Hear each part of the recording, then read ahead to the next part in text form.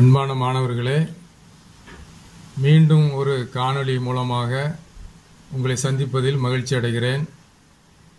கடந்த 2 வகுப்புகளிலே நாம் அடிப்படை இலக்கணங்களை கற்றுக்கொண்டிருக்கிறோம்.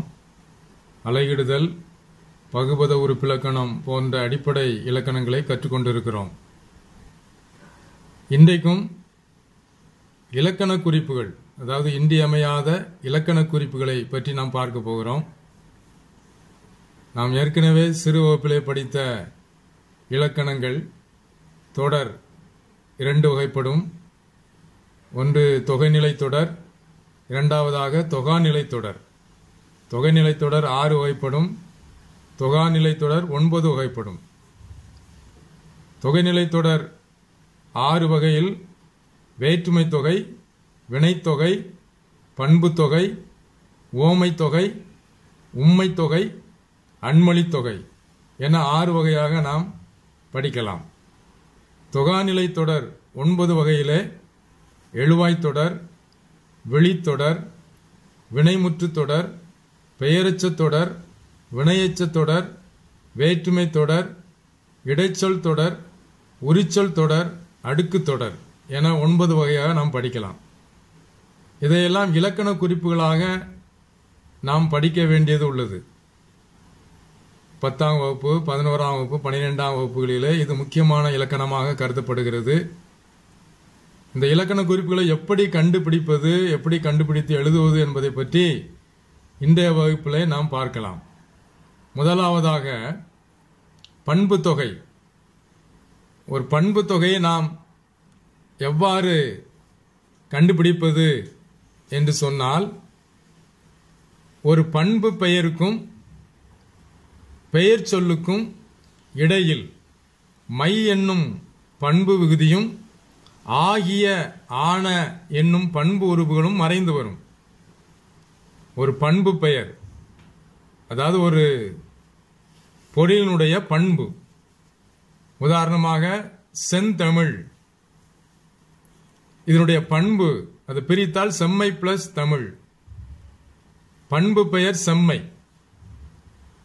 பண்பு விகுதி ஆகிய ஆன. இப்பொழுது பாருங்கள், இந்த செந்தமிழை பிரித்தோம் என்றால் செம்மை ஆகிய தமிழ். அப்ப மை விகுதி அதில் மறைந்திருக்கிறது, ஆகிய என்ற பண்பு உருவும் மறைந்திருக்கிறது. அதே போல அடுத்த எடுத்துக்காட்டுகளையும் பார்த்தால் உங்களுக்கு புரியும். வட்ட நிலா, வட்டமான நிலா, ஆன என்ற பண்பு உருவு மறைந்து வந்திருக்கிறது. மூன்றாவது இன்மொழி, இனிமையான மொழி, ஆன என்ற பண்பு உருவு மறைந்து வந்திருக்கு. முத்தமிழ், 3 பிளஸ் தமிழ் என்று பிரிக்கலாம். இது அளவை குறித்து வருகிறது. பண்பு தொகை நிறம், வடிவம், சுவை, அளவு, இதன் அடிப்படையில் பண்பு தொகை வருகிறது. அப்போ ஒரு பண்பு பெயருக்கும் ஒரு பெயர் சொல்லுக்கும், பண்பு பெயர் என்ன? இப்ப செந்தமிழ்ல செம்மை, அதான் பண்பு பெயர். செம்மை தான் பண்பு பெயர். அதனுடைய பெயர் சொல் தமிழ். அப்போ ஒரு பண்பு பெயருக்கும் செம்மை பண்பு பெயருக்கும் தமிழ் பெயர் சொல்லுக்கும் இடையில் மை விகுதியும் மறைந்து வருகிறது, ஆகிய என்ற பண்பு உருவும் மறைந்து வந்திருக்கிறது. தொகை என்றாலே தொக்கி வருதல், அதற்கு அர்த்தம் மறைந்து வருதல். அப்போ பண்பு உருவுகள் மறைந்து வந்தால் அது பண்பு தொகை. பண்பு உருவு என்ன? ஆகிய ஆன, இது பண்பு உருவுகள். பண்பு உருவுகள் மறைந்து வந்தால் பண்பு தொகை. இரண்டாவதாக அதே பண்பு தொகையில அதனுடைய ஒரு உட்பிரிவு இருக்கிறது, இரு பெயரொட்டு பண்பு தொகை. இரு பெயரொட்டு பண்பு தொகை, 2 பெயர்கள் அதன் நடுவிலே ஆகிய என்ற பண்பு உருவு மறைந்து வரும். ஏற்கனவே நம்ம பார்த்த பண்பு தொகையில் உள்ள ஆகிய என்ற பண்பு உருவு, அதே பண்பு உருவு தான் இந்த இரு பெயரொட்டு பண்பு தொகையிலும் மறைந்து வரும். பாருங்க, 2 பெயர்னு சொன்னேன். 2 பெயருக்கு நடுவில் எந்த பெயர்? ஒரு சிறப்பு பெயர் முதல்ல நிற்கும். சிறப்பு பெயரை தொடர்ந்து ஒரு பொது பெயர். உதாரணத்துக்கு பாருங்க, சாரை பாம்பு. பாம்பு என்பது ஒரு பொது பெயர், நமக்கு தெரியும். பாம்புல நிறைய வகைகள் இருக்குது. சாரை பாம்பு, நல்ல பாம்பு, வேற நிறைய கொம்பேரி மூக்கன் பாம்பு, இது போன்ற பல வகையான பச்சை பாம்பு போன்ற பல வகையான பாம்புகள் இருக்கின்றன. இதில் குறிப்பிட்டு சிறப்பு பெயராக இந்த வார்த்தையில சாரை பாம்பு, சாரை. அப்ப சிறப்பு பெயர் முதல்ல நிற்குது, பொது பெயர் 2வது நிற்குது. இதுக்கு இடையில ஆகிய என்ற பண்பு உருவு மறைஞ்சு வந்திருக்கு. ஆகிய என்ற பண்பு உருவு இதுல மறைஞ்சு வந்திருக்கு. நல்லா கவனிச்சு பாருங்க. சிறப்பு பெயர் முன்பு நிற்கிறது, பொது பெயர் பின்பு இருக்கிறது. இந்த சிறப்பு பெயருக்கும் பொது பெயருக்கும் நடுவில் ஆகிய என்ற பண்பு உருவு மறைந்து வருவது இருபெயரொட்டு பண்பு தொகை. 2 பெயர் இருக்கிறது, சிறப்பு பெயர், பொது பெயர். கொஸ்டின்லயே பாருங்க, இருபெயரொட்டு 2 பெயர், அதற்கு நடுவிலே பண்பு உருவு ஆகிய என்ற உருவு மறைந்து வருவதால் இது இருபெயரொட்டு பண்பு தொகை. அதே போல அடுத்த எடுத்துக்காட்டு அப்படி இருக்கிறது. பாருங்கள், மோர் குழம்பு. குழம்பு என்பது பொது பெயர், அதனுடைய சிறப்பு பெயர் மோர். குழம்பு என்பது பொது பெயர். மோர் குழம்பு, மீன் குழம்பு, பருப்பு குழம்பு, கார குழம்பு, கருவாட்டு குழம்பு. அப்போ குழம்பு என்பது பொது பெயர், சிறப்பு பெயர் மோர் என்பது சிறப்பு பெயர். அப்போ சிறப்பு பெயருக்கும் பொது பெயருக்கும் நடுவில் ஆகிய என்ற பண்பு உருவு தொக்கி வருகிறது. தொக்கி என்றால் சொன்ன மறைந்து வருவது. அப்ப இது இருபெயரொட்டு பண்பு தொகை. 3வதாக வினைத்தொகை. பாருங்க, வினைத்தொகை என்றால் என்ன? தொகை என்றால் என்ன என்று சொன்னால், தொகை என்றால் மறைந்து வருவது என்று சொல்லியிருக்கிறேன். பண்பு உருவு மறைந்து வருவது பண்பு தொகை என்று சொன்னேன். இங்கே பாருங்க, வினைத்தொகையில எது மறைந்து வரும் அப்படின்னா 3 காலமும் மறைந்து வரும். எப்போது ஒரு வினை பகுதியை தொடர்ந்து ஒரு பெயர் சொல் வந்து முடியும். ஒரு வினை பகுதி, உதாரணமா வீசு என்பது ஒரு வினை, அதை தொடர்ந்து ஒரு பெயர் சொல் வந்திருக்கு. பாருங்க, இந்த எடுத்துக்காட்டுல பாத்தீங்கன்னா ஒரு வினை பகுதியை தொடர்ந்து ஒரு பெயர் சொல். இதுல பாருங்க, காலம் மறைந்து இருக்கும், 3 காலமும் மறைந்து இருக்கும். பாருங்க, வீசு இது ஒரு வினைப்பகுதி, தென்றல் ஒரு பெயர் சொல்.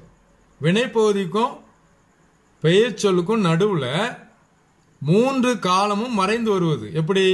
வீசு தென்றல், 3 காலம் எப்படி மறைஞ்சிருக்கு பாருங்க. வீசிய தென்றல், வீசுகின்ற தென்றல், வீசும் தென்றல், 3 காலமும் மறைந்திருக்கு. வீசிய தென்றல், வீசுகின்ற தென்றல், வீசும் தென்றல், 3 காலமும் மறைந்திருக்கு.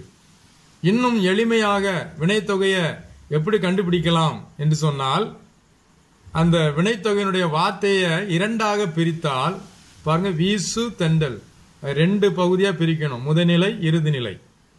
அந்த முதல் நிலையை பார்த்தீங்கன்னா அது கட்டளை பொருள் தரும். வினைத்தொகையில அந்த சொல்ல 2ஆ பிரிச்சோம்னா அந்த முதல் பகுதி கட்டளை பொருள் தரும். இதை வைத்தே நாம் கண்டுபிடித்துலாம் இது வினைத்தொகை. 3 காலமும் மறைந்து வரும். அதுபோன்று சில எடுத்துக்காட்டுகள் கொடுத்திருக்கேன். உரு துயர், உற்ற துயர், உருகின்ற துயர், உறும் துயர், காய்மணி, காய்ந்த மணி, காய்கின்ற மணி, காயும் மணி. இப்படி 3 காலமும் மறைந்து வரும். முதல் பகுதி கட்டளை பொருள் தரும். அடுத்ததாக 4வதாக வேற்றுமை தொகை. நீங்கள் சிறிய வகுப்புல படிச்சிருப்பீங்க, வேற்றுமை உருவுகளை பத்தி படிச்சிருப்பீங்க.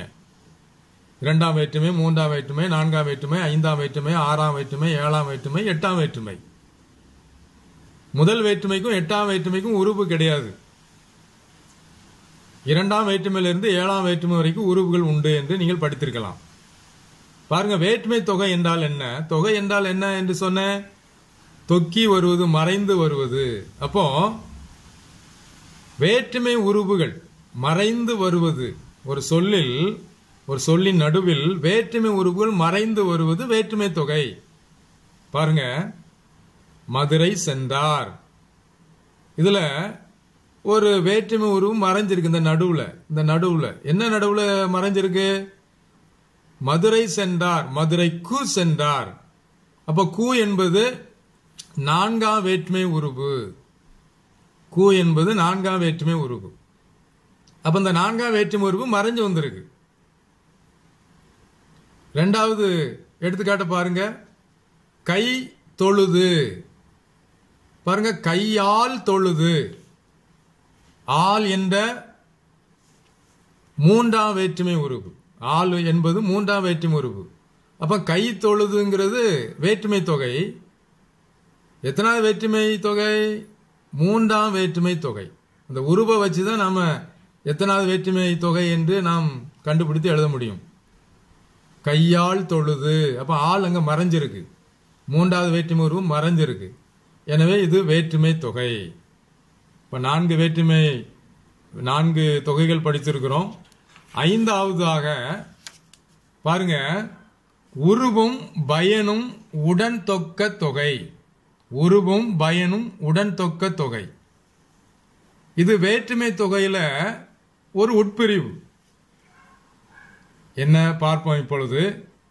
பாருங்க, ஒரு வேற்றுமை தொடரில் ஒரு வேற்றுமை உருவும் அதன் பொருளை விளக்கும் பயனும் சேர்ந்து மறைந்து வரும். நீ பாத்தீங்கன்னா நல்லா தெரியும். எடுத்துக்காட்ட பாத்தீங்கன்னா, இது ஒரு வேற்றுமை தொடர். இதுல உருவும் இருக்குது, அதனுடைய பயனும் இருக்குது. தேர்ப்பாகன், இதுல ஒரு உருவு இருக்கு பாருங்க மறைஞ்சு. என்ன உருவு இருக்கு? தேரை ஓட்டும் பாகன்.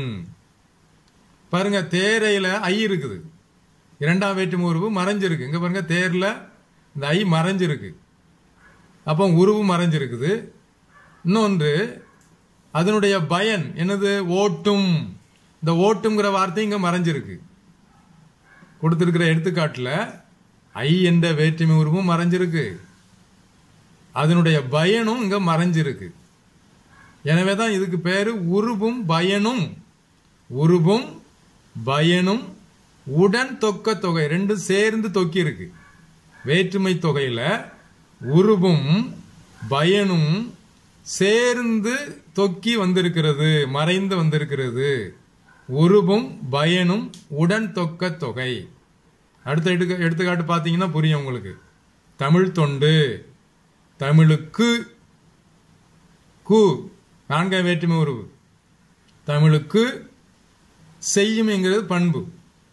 அப்ப தமிழ் தொண்டுல நான்காம் வேற்றுமை உருவும் மறைஞ்சிருக்கு, அதனுடைய பயனும் மறைஞ்சிருக்கு. தமிழுக்கு செய்யும் தொண்டு. பாருங்க, அப்போ இது உருவும் பயனும் உடன் தொக்க தொகை, சேர்ந்து தொக்கி வந்திருக்கிறது. உங்களுக்கு புரியும் என்று நான் நினைக்கிறேன். ஆறாவதாக உவமை தொகை. உவமை என்றால் என்ன? ஒரு பொருளை இன்னொரு பொருளோடு ஒப்பிட்டு சொல்வது. அதை இலக்கண முறைப்படி சொல்வது என்றால் எப்படி சொல்வது? உவமைக்கும் உவமேயத்திற்கும் இடையில் போல போன்ற என்னும் ஓம உருவு மறைந்து வரும். ஓமை உருவுகள் உங்களுக்கு தெரியும். போல, போன்ற, புறைய, ஒப்ப, உரள, மான, கடுப்ப, அன்ன, இன்ன என்று ஓமை உருவுகள் நிறைய இருக்குது. இதுல பாருங்க, போல போன்ற என்னும் அந்த ஓமை உருவு எங்க மறைஞ்சு வருது? ரெண்டு சொற்களுக்கு நடுவுல மறைஞ்சு வருது. என்ன சொற்கள்? உவமைக்கும் உவமேயத்திற்கும். அதாவது உவமேயம்னா பொருள், எந்த பொருளை நம்ம ஓமப்படுத்துறோமோ அந்த பொருள். ஓமைக்கும் உவமேயத்திற்கும் நடுவில் போல போன்ற என்னும் ஓம உருவு மறைந்து வருவது. இதுல ஒரு சின்ன குறிப்பு சொல்றேன், உங்களுக்கு ஈஸியா எளிதாக மனதில் புரிவதற்காக. பாருங்க, ஒரு சொல்லினுடைய முதலில் உவமை நிற்கும். இரண்டாவதாக அந்த சொல்ல எதுக்கு நாம் ஒப்பிட்டு சொல்றோமோ அதனுடைய உவமேயம் நிற்கும். கை பாருங்க, இது உவமை, இது உவமேயம். ஓமையை ஏற்கக்கூடியது. இந்த ஓமை சொல்ல ஏற்கக்கூடியது என்னது? கை. இதுக்கு நடுவுல என்ன உருவு வந்திருக்குது? போல, போன்ற. இந்த பக்கத்தில் எழுதியிருக்கேன் பாருங்க, மலர்கை. அப்போ ஓம உருவு போன்ற அங்க மறைஞ்சு வந்திருக்கு. மலர் போன்ற கை, அந்த போன்ற மறைந்து மலர்கை. அடுத்த எடுத்துக்காட்டு பாருங்க, பவள வாய். பவளம் போன்ற வாய். அந்த போன்றங்கிற உருவு, ஓம உருவு மறைந்து பவள வாய். அப்போ ஓமைக்கும் ஓமேயத்திற்கும் நடுவில் போல, போன்ற என்ற உருவு மறைந்து வருவது ஓமை தொகை. அடுத்ததாக உருவகம். பாருங்க, ஓமை தொகைக்கும் உருவகத்துக்கும் ஒரு தொடர்பு இருக்கு.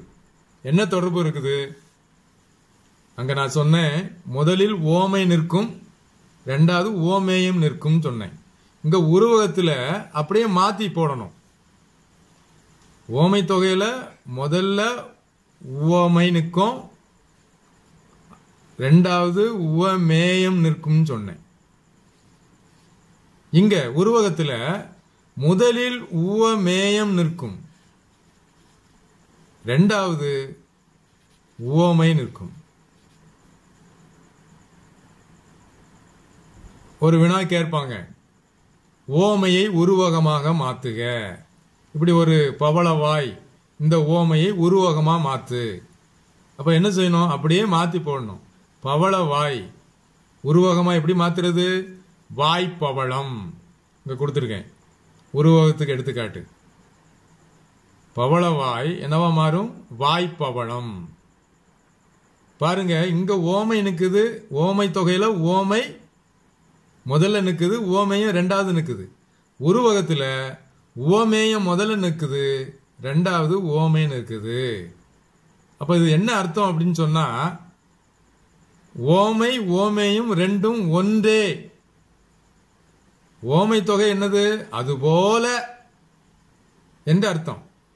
மலர் போன்ற கை, மலர் கை அல்ல, மலர் போல கை இருக்கிறது, அது ஓமை தொகை. ஆனா உருவகம் கையே மலர்ல தான் செய்திருக்கு. ரெண்டுக்கும் வித்தியாசம் இல்ல. கையே இதுல தான் செய்திருக்கு, மலர்ல தான் செஞ்சிருக்கு. வாயே பவளத்துல தான் செஞ்சிருக்கு. ரெண்டுக்குள்ள வித்தியாசம் உங்களுக்கு புரியுதா? ஓமை தொகையில பவளம் போன்ற வாய், பவள வாய் கிடையாது, பவளம் போல இருக்குது பாக்குறதுக்கு. ஆனா உருவகத்தில் அப்படி இல்லை, வாயே பவளத்துல தான் செஞ்சிருக்குது. எட்டாவதாக உம்மை தொகை. பாருங்க, ரொம்ப எளிதில் இருக்கும். பொதுவாக நான் மாணவர்களுக்கு சொல்லுவேன், இலக்கணத்துக்கு ஆன்சர் பதில் எங்க இருக்கும் அப்படின்னா கொஸ்டின்லே இருக்கும். கொஸ்டின்லே இருக்கும் உம்மை தொகை. பாருங்க, தொகைன்னா மறைந்து வருதுன்னு சொன்னேன்.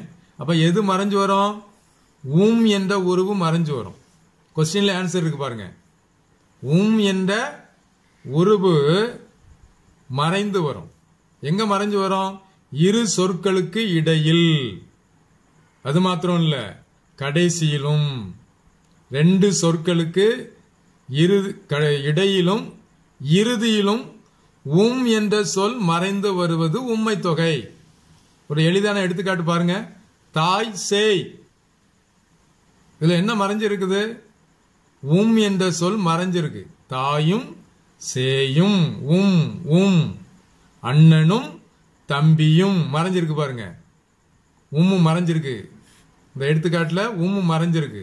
தாயும் சேயும், அண்ணனும் தம்பியும்.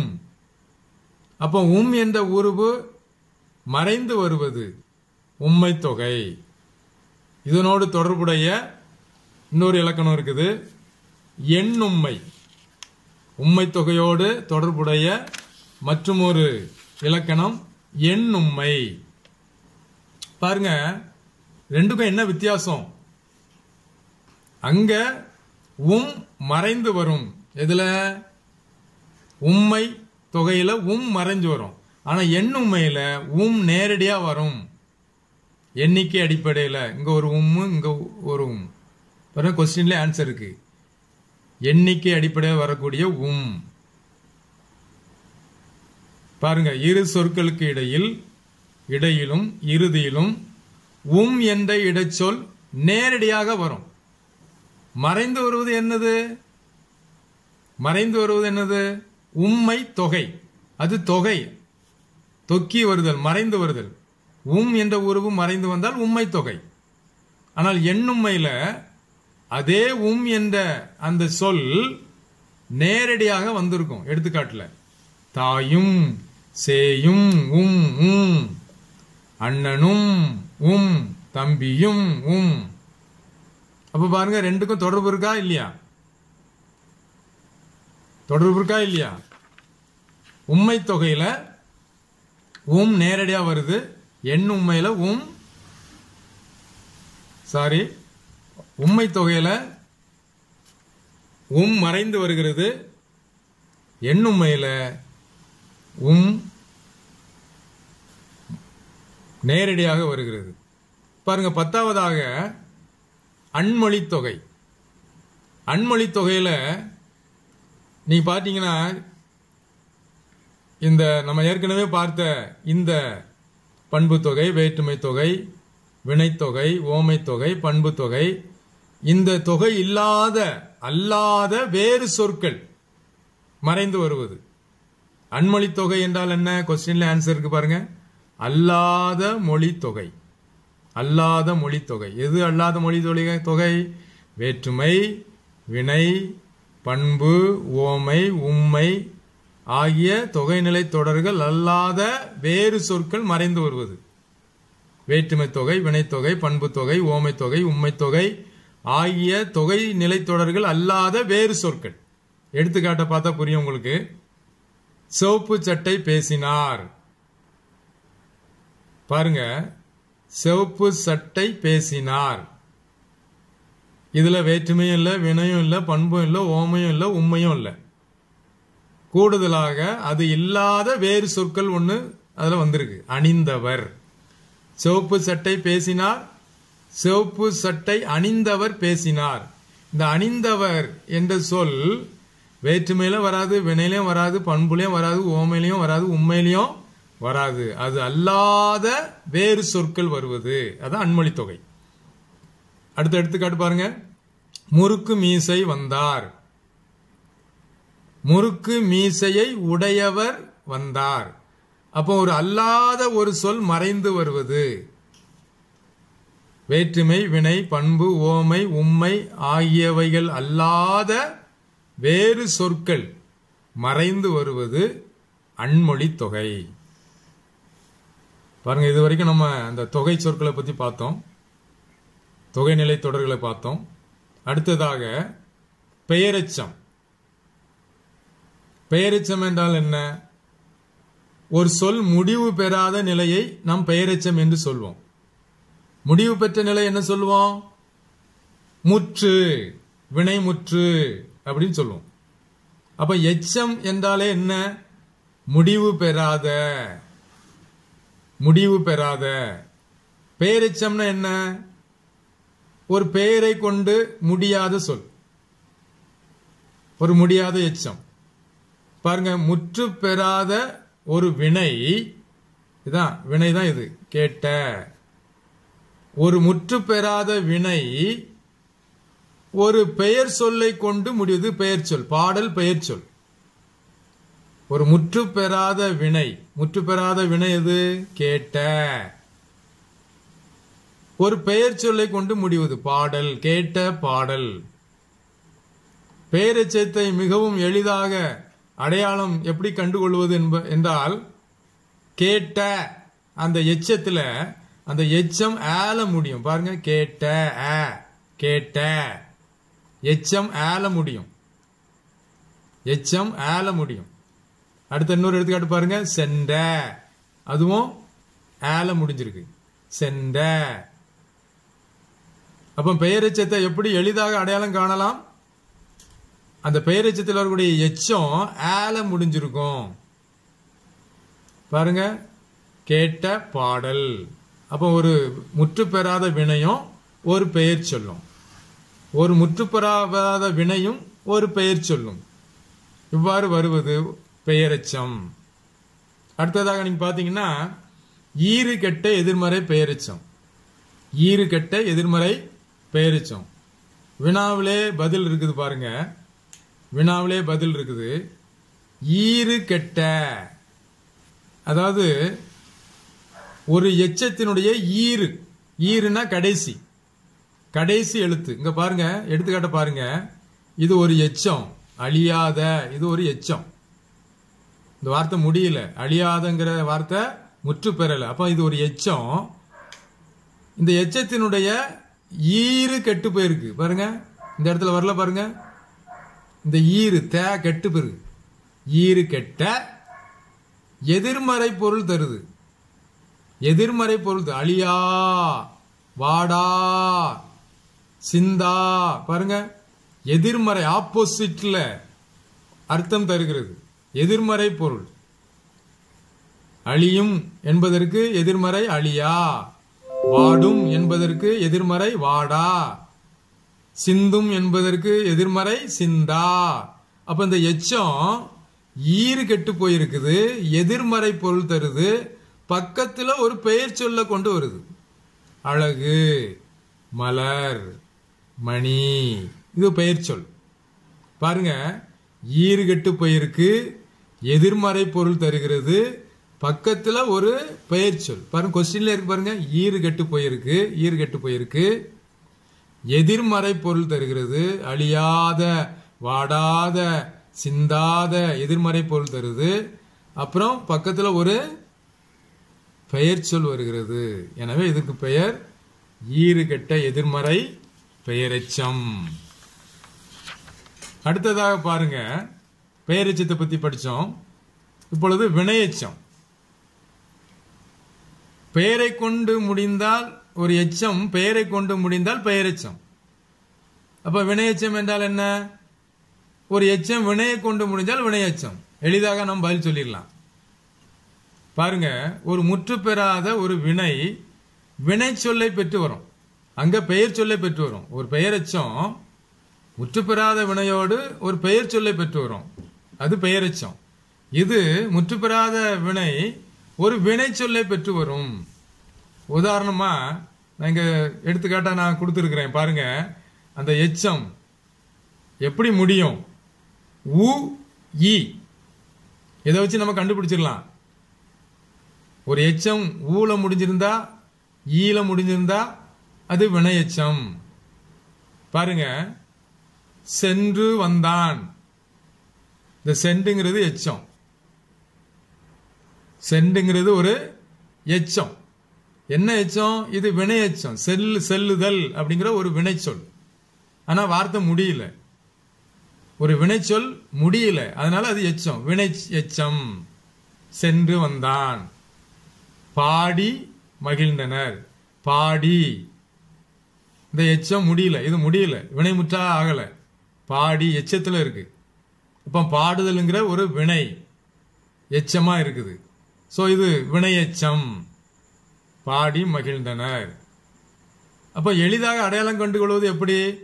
ஒரு எச்சத்துல கடைசி எழுத்து ஊல முடிஞ்சா பாருங்க, சென்றுல என்ன இருக்கு? ஊ, சென்று.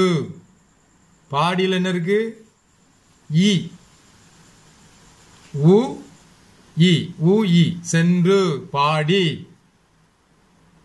அப்ப எளிதில் நீங்கள் மனதில் வைத்துக் கொள்ளலாம். ஒரு பெயரெச்சம் அதனுடைய முடிவு எழுத்து எப்படி இருக்கும்?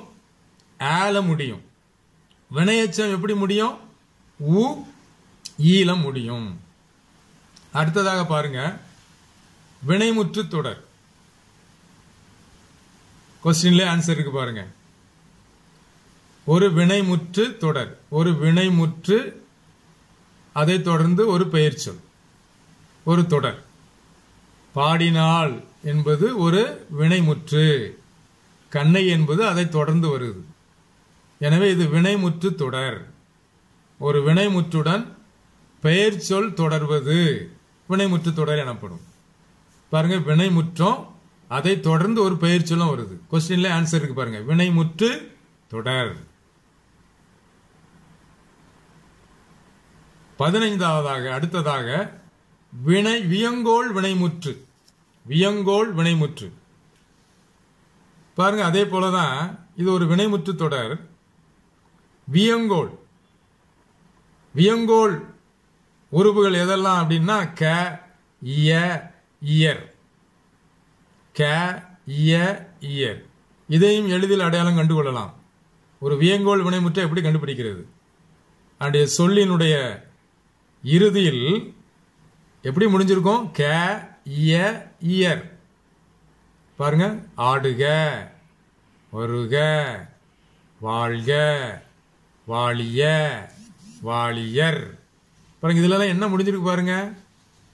இதுல இயர் முடிஞ்சிருக்கு, இதுல இய முடிஞ்சிருக்கு, இதுல க முடிஞ்சிருக்கு, இதுல க முடிஞ்சிருக்கு, இதுல க முடிஞ்சிருக்கு.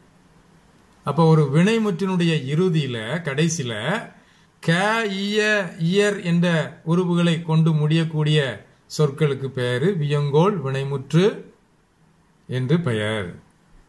இதுக்கு நிறைய எடுத்துக்காட்டுகள் சொல்லலாம். அடுத்தது பாத்தீங்கன்னா வினைமுற்று. ஒரு வினை சொல்லினுடைய முடிவு. பாடினாள், ஆடினாள், சென்றான், வந்தான், ஓடினார், பாடினார், பார்த்தான். இப்படி ஒரு வினை, ஒரு செயலினுடைய முடிவை சொல்லுவதுதான் வினைமுற்று.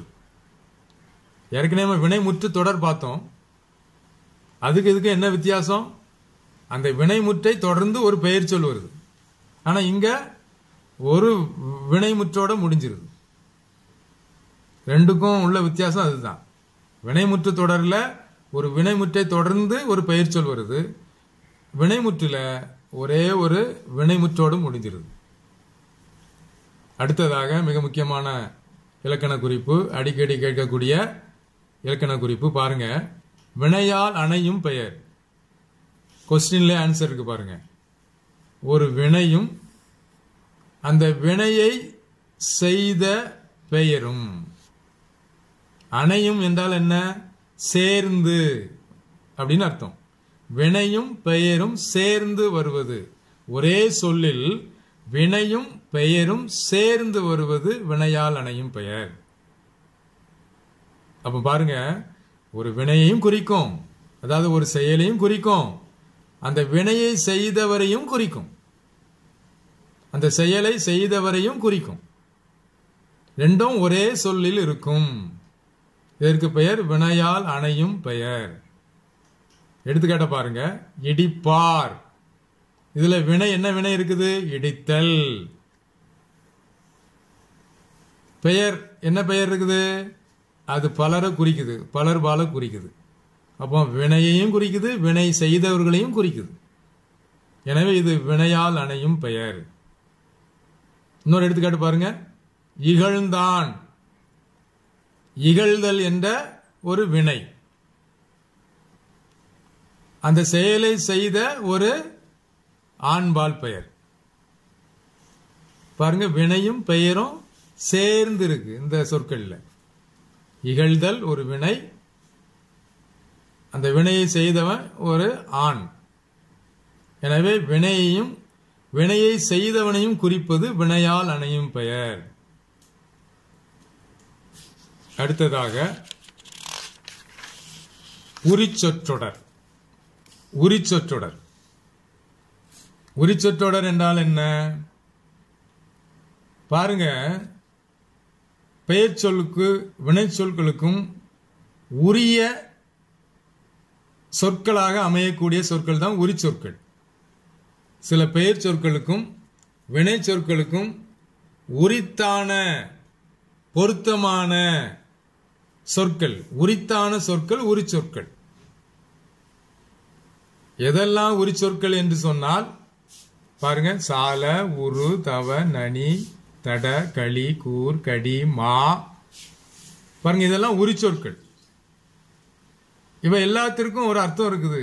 மிகுதியான, அதிகமான, பெரிய, இப்படியாக அர்த்தம் இருக்கிறது.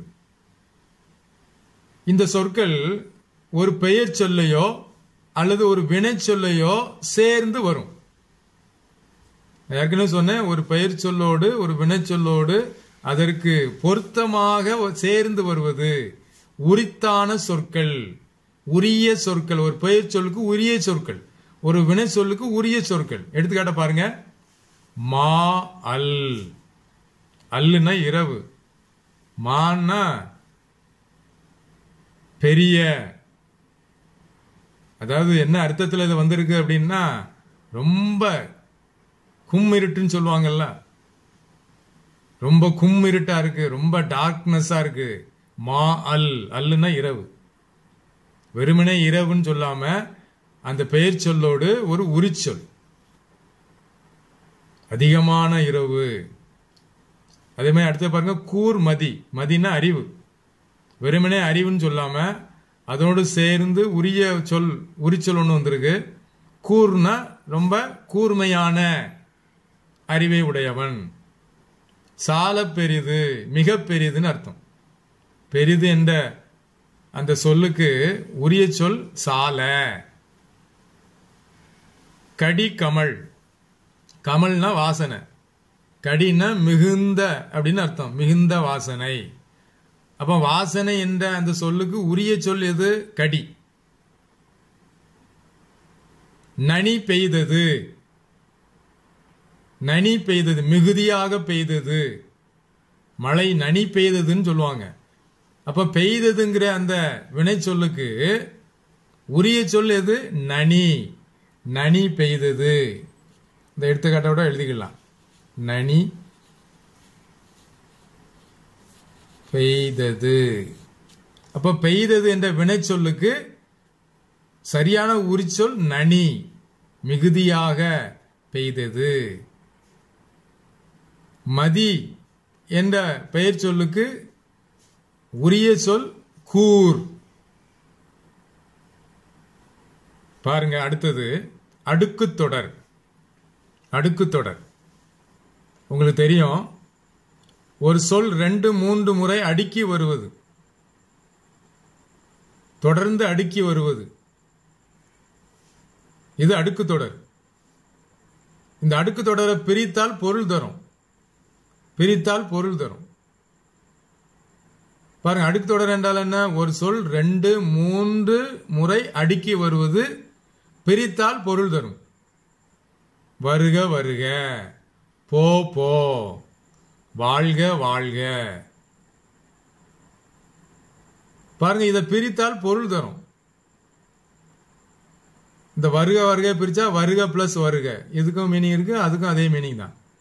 போ போ, இதை பிரிச்சா போ போ, இதுக்கும் மீனிங் இருக்கு, அதுக்கும் அர்த்தம் இருக்கு. வாழ்க வாழ்க, இதுக்கும் அர்த்தம் இருக்கு, அதுக்கும் அர்த்தம் இருக்கு. பிரித்தால் பொருள் தரும். ஏன் இதை அந்த வார்த்தையை திருப்பி திருப்பி சொல்றேன்? பிரித்தால் பொருள் தரும். அடுத்ததாக வரக்கூடியது பாருங்க, இரட்டை கிளவி. அடுக்கு தொடரை போல இரட்டை சொற்களாக தான் வரும். ஆனா ஒரே ஒரு வித்தியாசம் என்ன? பிரித்தால் பொருள் தராது. அதுக்காக தான் நான் அதை திருப்பி திருப்பி சொல்லிக்கிட்டே இருந்தேன். அடுக்கு தொடர் பிரித்தால் பொருள் தரும், இரட்டை கிளவி பிரித்தால் பொருள் தராது. ஏன்? இரட்டை கிளவி, கிளவின்னா சொல்லுன்னு அர்த்தம், கிளவின்னா சொல்லுன்னு அர்த்தம். இரட்டை சொற்கள் அது ரெண்டும் ஒட்டி கொண்டுதான் வரும், அந்த இரட்டை சொற்களாக தான் வரும். அதை பிரிக்க முடியாது, இரட்டை சொற்களை பிரிக்க முடியாது, பிரித்தால் பொருள் தராது. நீங்க சொல்லி பாருங்க. பல பல பல, மட மட மட, சல சல சல, தங்கம் பல பல என மின்னுகிறது, மரம் மட மட மடன் முறிகிறது, ஆறு சல சல சல சலன்னு ஓடுகிறது. ரெண்டும் சேர்ந்து சொன்னாதான் அர்த்தம் தரும், பொருள் தரும். தனித்தனியாக சொன்னா பொருள் தராது. சொல்லி பாருங்க. தங்கம் பல மின்னுகிறது, அர்த்தம் தருதா? யாராவது அப்படி சொல்லுவோமா? பல மின்னுகிறது சொல்லுவோமா? பல பல பலன்னு மின்னுகிறது. அப்ப சேர்த்து சொன்னாதான், இரட்டை சொற்களாக சொன்னாதான் பொருள் தரும், பிரித்தால் பொருள் தராது. மரம் மடமுறிகிறது சொல்லுவோமா? அப்படி யாரும் சொல்ல மாட்டோம். மரம் மடமுறிகிறது சொல்லுவோமா? மரம் மட மட மட மட மடன்னு முறிகிறது. தண்ணீர் சல சல சல சல சலன்னு ஓடுகிறது. அப்போ சல ஓடுகிறது அப்படின்னு சொல்ல மாட்டோம். மழை நீர் சல ஓடுகிறது அப்படின்னு சொல்ல மாட்டோம். மழை நீர் சல சலன்னு ஓடுகிறது. அப்ப அடுக்கு தொடருக்கும் இரட்டை கிளவிக்கும் என்ன வித்தியாசம்? அடுக்கு தொடர் அடுக்கிதான் வரும், பிரித்தால் பொருள் தரும். இரட்டை கிளவியும் அடுக்கிதான் வரும், இரட்டை சொற்களாக வரும், ஆனா பிரித்தால் பொருள் தராது. அடுத்தது பாருங்க, தொழிற்பெயர். அடிக்கடி கேட்கக்கூடிய இலக்கண குறிப்புகள்ல ஒன்று தொழிற்பெயர். தொழில் என்றால் என்ன? ஒரு செயல் அல்லது ஒரு வினை. ஒரு தொழிலை குறிக்கும் பெயர் தொழிற்பெயர். நம்ம எளிதாக சொல்லிடலாம். ஒரு வினையை அல்லது ஒரு செயலை குறிக்கும் சொல் தொழிற்பெயர். எப்படி இந்த தொழிற்பெயரை நம்ம அடையாளம் கண்டுகொள்வது? ரொம்ப எளிதாக கொடுத்திருக்காங்க. ஒரு தொழிற்பெயர் எப்படி முடிஞ்சிருக்கும்? தல், அல், அம், கை, வை, மை, சி, பு, கு என்னும் விகுதிகளை பெற்று வரும். எடுத்துக்காட்ட பாத்தீங்கன்னா உங்களுக்கு புரியும். பாடுதல் பாருங்க, தல் விகுதியை பெற்று வந்திருக்கு. ஆடல் அல் விகுதியை பெற்று வந்திருக்கு.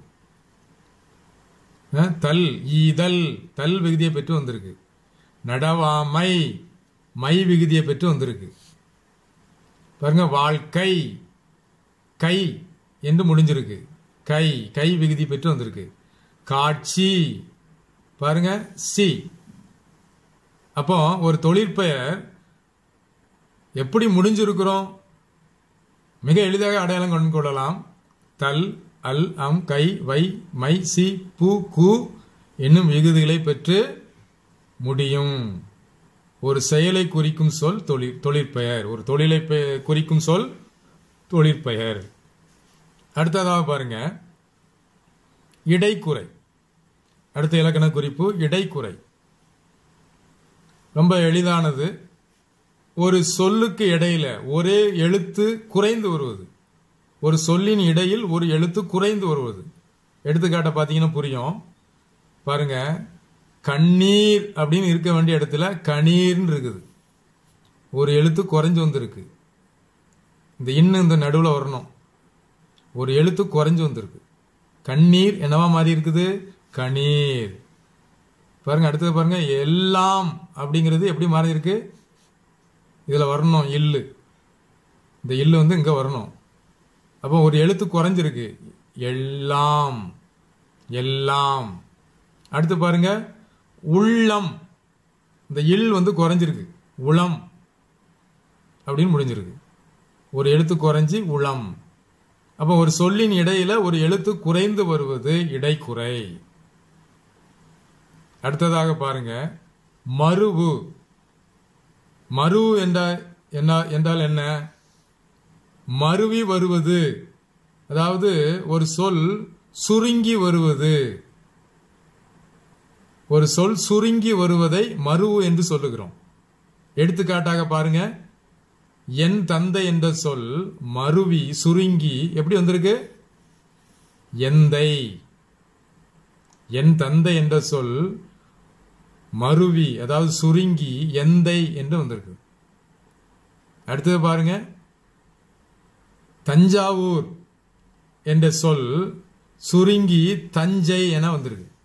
தஞ்சாவூர் என்ற சொல் சுருங்கி தஞ்சை என்று வந்திருக்கிறது. அப்போ ஒரு சொல் சுருங்கி மருவி வருவது மருவு எனப்படும்.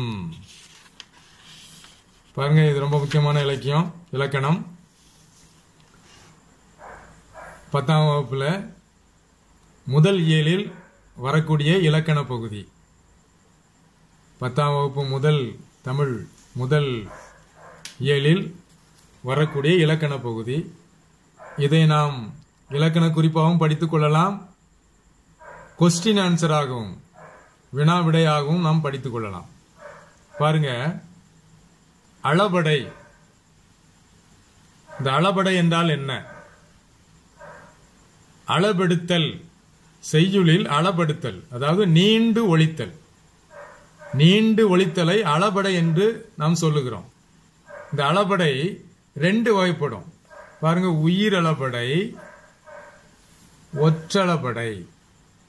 உயிரளபடை, ஒற்றளபடை. அளபடை என்றால் நீண்டு ஒலித்தல். அந்த அளபடை ரெண்டு வகைப்படும், உயிரளபடை, ஒற்றளபடை. பாருங்க, உயிரெழுத்துக்கள் அளபெடுப்பதை உயிரளபடை என்று அழைக்கிறோம். உயிரெழுத்துக்கள் மொத்தம் எத்தனை? 12. அந்த 12ல 12 எழுத்தும் அளபெடுக்காது, நீண்டு ஒலிக்காது. அதில் உள்ள நெடில் எழுத்து 7 எழுத்துக்கள். ஆ, இ, உ, ஏ, ஐ, ஓ, ஔ. இந்த நெடில் எழுத்துக்கள் 7ம் என்ன செய்யுமா? தன்னுடைய ஒலி அளவில் நீண்டு ஒலிக்கும். நீண்டு ஒலிப்பதை அளபடை என்று சொல்லுகிறோம். அப்ப உயிரளபடை என்றால் என்ன? கொஸ்டின்ல ஆன்சர் இருக்கு பாருங்க.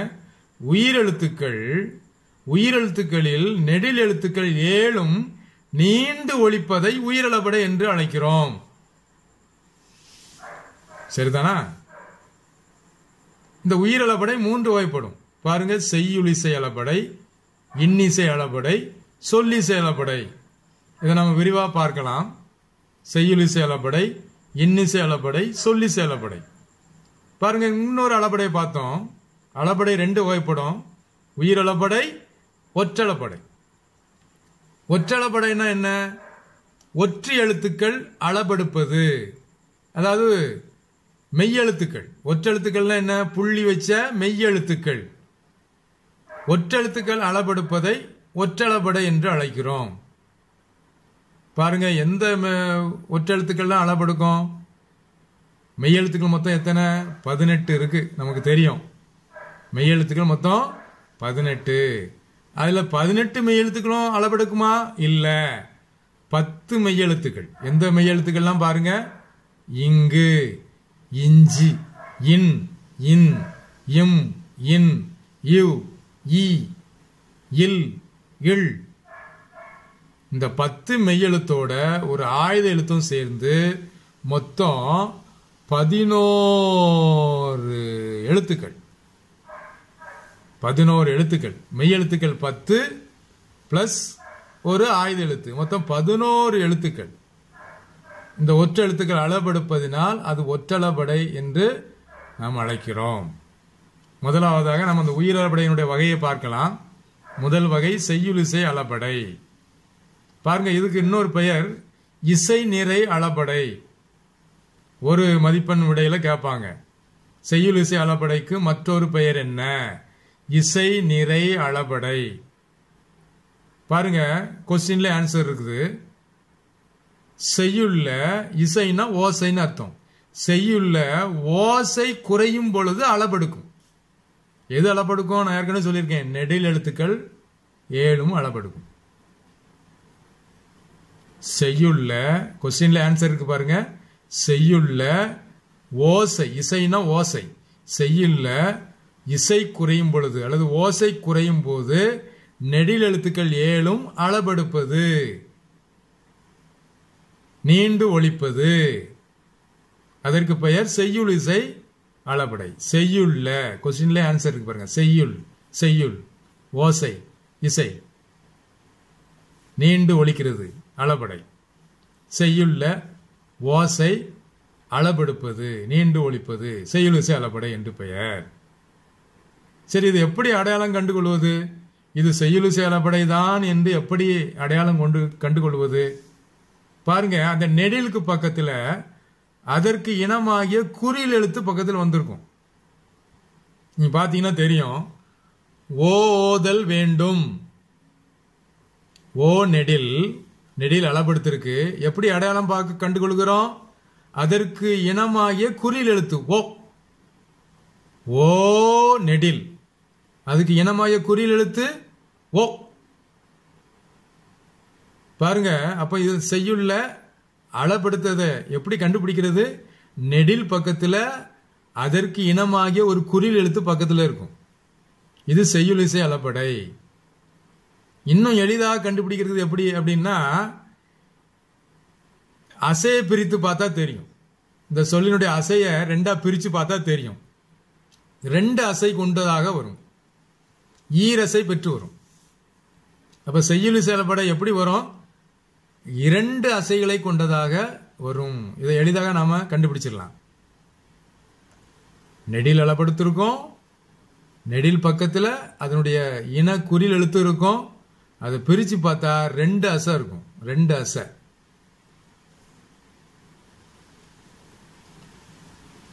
அடுத்த வகை இன்னிசை அளபடை. இன்னிசை அளபடை பாருங்க, செய்யுள் இசை அளபடைக்கும் இன்னிசை அளபடைக்கும் என்ன வித்தியாசம்? செய்யுள் இசை அளபடையில செய்யுள்ள ஓசை குறையும் போது குறையுது, ஆனா இன்னிசை அளபடையில ஓசை குறையாது. செய்யுள்ள ஓசை குறையாது. அப்ப ஏன் அளபெடுக்குது? குறைஞ்சாதானே, ஓசை குறைஞ்சாதானே அளபெடுக்கணும். ஆனா குறையாத இடத்துலயும் அளபெடுக்குது. ஏன் அளபெடுக்குது தெரியுமா? இனிய ஓசையை தருவதற்காக. இனிய ஓசையை தருவதற்காக எது அளபெடுக்குது? குறில் நெடிலாக அளபெடுக்குது. ஒரு குறில் எழுத்து நெடிலாக அளபெடுக்குது. செய்யுள் இசை அளபடையில் அப்படி கிடையாது. செய்யுள் இசை அளபடையில் நெடில் அளபெடுக்கும். இங்க குறில் நெடிலாக மாறி அளபெடுக்கும். இன்னிசை அளபடையில் குறில் எழுத்து, ஒரு குறில் எழுத்து நெடிலாக மாறி அளபெடுக்கும். பாருங்க, எடுத்துக்காட்ட பார்த்தீங்கன்னா உங்களுக்கு நல்லா புரியும். பாருங்க, இதுதான் அளபடை. இந்த து உ இதுதான் அளபடை சொல். பாருங்க, கெடுப்பதும் அப்படிதான் இருக்கணும். கெடுப்பதும், கெடுப்பதும் இப்படி இருந்தாலே போதுமானது, ஓசை குறையல. அப்ப இது குறி எழுத்து. இந்த தூ வந்து குறில் எழுத்து. இங்க எழுதியிருக்கேன். இந்த தூ வந்து குறில் எழுத்து. இந்த குறில் என்ன செஞ்சிருக்குது? இனிய ஓசையை தருவதற்காக நெடிலா மாறி இருக்கு. பாருங்க, நெடிலா மாறி இருக்கா? கெடுப்பதும் அப்படிதான் இருக்கணும், ஆனா கெடுப்பது நெடிலா மாறி இருக்கு.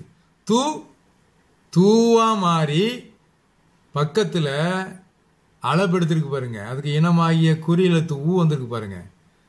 குறில் நெடிலாக மாறி அதற்கு இனமாகிய குறில் எழுத்து பக்கத்தில் வந்திருக்கு. இந்த தூள என்ன இருக்கு? இத்து பிளஸ் ஊ தூ, இத்து பிளஸ் ஊ தூ. பாருங்க, அப்போ ஒரு குறில் எழுத்து நெடிலாக மாறி அந்த நெடில் அளபெடுத்திருக்கு. அப்போ இது ஓசை குறையல. அப்போ ஓசை குறையாம இருக்கும்போது இந்த குறில் ஏன் நெடிலா மாறி அளபெடுக்குது? இனிய ஓசையை தருவதற்காக. செய்யுள் இசை அளபடைக்கும் இன்னிசை அளபடைக்கும் உள்ள வித்தியாசத்தை நன்றாக இதை பார்க்கலாம். அங்க ஓசை குறையும் போது நெடில் அளபெடுக்கும். ஆனா இன்னிசை அளபடையில ஓசை குறையாத போது குறில் நெடிலாக மாறி அளபெடுக்கும். இன்னும் எளிதாக அதை எப்படி கண்டுபிடிக்கலாம் அப்படின்னு சொன்னா, அந்த அசையை பிரிச்சீங்கன்னா, அந்த சொல்லினுடைய அசையை பிரிச்சீங்கன்னா 3 அசை கொண்டதாக வரும். பாருங்க, கெடுப்பதுவும், இருகுறில் ஒற்று, குறில் நெடில், குறில் ஒற்று, 3 அசை கொண்டதாக வரும். செய்யுள் இசை அளபடை எத்தனை அசை கொண்டதாக வரும்? 2 அசை கொண்டதாக வரும். இதை நல்லா மனதில் பதிய வைக்க வேண்டும். செய்யுள் இசை அளபடை 2 அசை கொண்டதாக வரும். இன்னிசை அளபடை 3 அசை கொண்டதாக வரும். அடுத்ததாக 3வது உயிர் அளபடையில 3வது வகை சொல்லிசை அளபடை. பாருங்க, சொல்லிசை அளபடை கொஸ்டின்ல ஆன்சர் இருக்குது. ஒரு சொல் அளபெடுக்கிறது. என்ன சொல்? ஒரு பெயர் சொல் ஒரு வினை சொல்லாக அளபெடுக்கிறது. ஒரு பெயர் சொல் வினை சொல்லாக மாறி அளபெடுக்கும். பாருங்க, ஒரு எடுத்துக்காட்டை பார்த்தீங்கன்னா உங்களுக்கு புரியும்.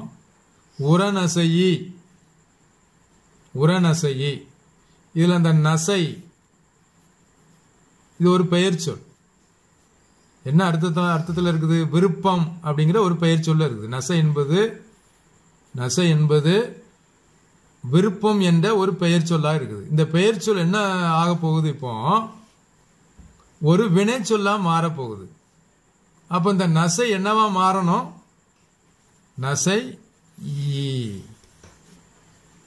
ஏன்னா நசை என்பது விருப்பம் சொன்னேன். அந்த விருப்பம்ங்கிற பெயர் சொல் வினை சொல்லா மாறுவதற்கு விரும்பி என மாறணும். விருப்பம் என்ற பெயர் சொல் வினை சொல்லா மாறணும்னா விருப்பம் விரும்பியாக மாறணும். அப்ப நசை என்னவா மாறணும்? ஈ சேர்த்து நசை ஈ. அப்ப விருப்பம் விரும்பி, நசை நசை ஈ, நசை நசை ஈ. நசைனா விருப்பம், பெயர் சொல் வினை சொல்லா மாறுது. நசை ஈ, விரும்பி, இது வினை சொல்.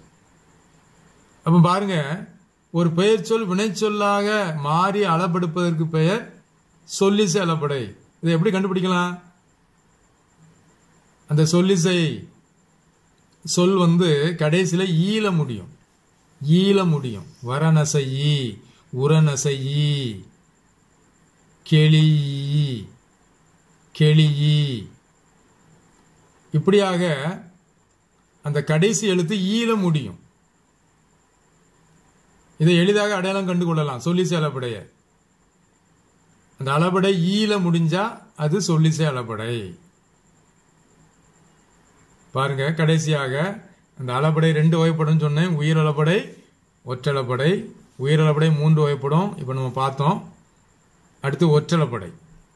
இந்த ஒற்றளபடை ஏற்கனவே சொன்னேன், செய்யுள்ள ஓசை குறையும் பொழுது ஒற்றெழுத்துக்கள், அதாவது மெய் எழுத்துக்கள், இங், இன், இன், இன், இம், இன், இவ், ஈ, இல், இல் ஆகிய மெய் எழுத்துக்களும் ஆயுத எழுத்து ஒன்றும் சேர்ந்து மொத்தம் 11 எழுத்துக்கள் நீண்டு ஒலிக்கும், அளபெடுக்கும், நீண்டு ஒலிக்கும். இதை எப்படி அடையாளம் கண்டு கொள்வது? அந்த ஒற்றெழுத்துக்கள் ரெட்டித்து வரும், டபுள் ஆகி வரும். எடுத்துக்காட்ட பார்த்தீங்கன்னா தெரியும். எக்கிழங்கிய ஆயுத எழுத்து பாருங்க, ரெட்டித்து வந்திருக்கு, டபுளா வந்திருக்குது. அப்ப இது ஒற்றளபடை. பாருங்க, இந்த இங்கு என்ற இந்த மெய்யெழுத்து ரெட்டித்து வந்திருக்கு, எங்கிறைவன். அப்ப ஒற்றெழுத்துக்கள் ரெட்டித்து அளபெடுப்பது ஒற்றளபடை. இதுவரைக்கும் நம்ம பார்த்தது மிக முக்கியமான இலக்கண குறிப்புகள். இந்த இலக்கண குறிப்புகளை நாம அப்படியே கொஸ்டின் ஆன்சரா படிச்சிடலாம். ஏனென்று சொன்னால் 10ஆம் வகுப்பு தமிழ் பாடத்தில் முதல் இயலிலும் 2வது இயலிலும் இலக்கண பகுதியாக இப்போ நாம் படித்த இந்த இலக்கண பகுதிகள் தான் இருக்குது, இலக்கண குறிப்பு பகுதிகள் தான் இருக்குது. இதை நீங்கள் அப்படியே வினாவாக மாற்றி விடலாம். உதாரணத்துக்கு சொல்றேன், குறிச்சுக்கிடுங்க. பண்பு தொகை என்றால் என்ன? அதை அப்படியே ஆன்சரா எழுதிடலாம். இருபெயரொட்டு பண்பு தொகை என்றால் என்ன? அப்ப இந்த தலைப்பு பக்கத்துல என்றால் என்ன என்று எழுதிவிட்டால் அது வினாவாக மாறிவிடும். வினைத்தொகை என்றால் என்ன? வேற்றுமை தொகை என்றால் என்ன? உருவும் பயனும் உடன் தொக்க தொகை என்றால் என்ன? ஓமை தொகை என்றால் என்ன? எடுத்துக்காட்டு தருக. உருவகம் என்றால் என்ன? சான்றுடன் விளக்கு. உம்மை தொகை என்றால் என்ன? சான்றுடன் விளக்கு. எண்ணும்மை என்றால் என்ன? சான்று தருக. அன்மொழி தொகை என்றால் என்ன? சான்று தருக. பெயரெச்சம் என்றால் என்ன? சான்று தருக. ஈறுகெட்ட எதிர்மறை பெயரெச்சம் என்றால் என்ன? சான்று தருக. இப்படி இந்த தலைப்புகளை வினாக்களாக மாற்றி நாம் அதை கேள்வி பதிலாக நாம் படித்துக் கொள்ள முடியும். எனவே முதல் 2 இயல்ல இந்த பகுதிகள் தான் வருகிறது. இதுதான் நமக்கு வினாவாகவும் பதிலாகவும் அமைகிறது. எனவே நாம் இதை படிக்கும் பொழுதே இந்த வினாவாக பதிலாகவும் நான் அதை படித்து நாம் மனதில் பதிக்க வேண்டும். கொஸ்டின் ஆன்சராக நீங்கள் படிக்க வேண்டும். இந்த பாடத்தை நீங்கள் படித்து இதில் வரக்கூடிய முதல் 5 தலைப்பில் உள்ள இந்த வினாக்களை நீங்கள் வீட்டு பாடமாக படித்து ஆயத்தப்பட வேண்டும். முதல் 5 பண்புத்தொகை, இருபெயரொட்டு பண்புத்தொகை, வினைத்தொகை, வேற்றுமை தொகை, உருபும் பயனும் உடன் தொக்க தொகை, இந்த 5 இலக்கண குறிப்புகளையும் வினா பதிலாக படித்து நீங்கள் மனப்பாடம் செய்ய வேண்டும். உங்களுக்கு என்னுடைய வாழ்த்துக்களை தெரிவிக்கிறேன். மற்றும் ஒரு வகுப்பில் நாம் சந்திக்கலாம். நன்றி, வணக்கம்.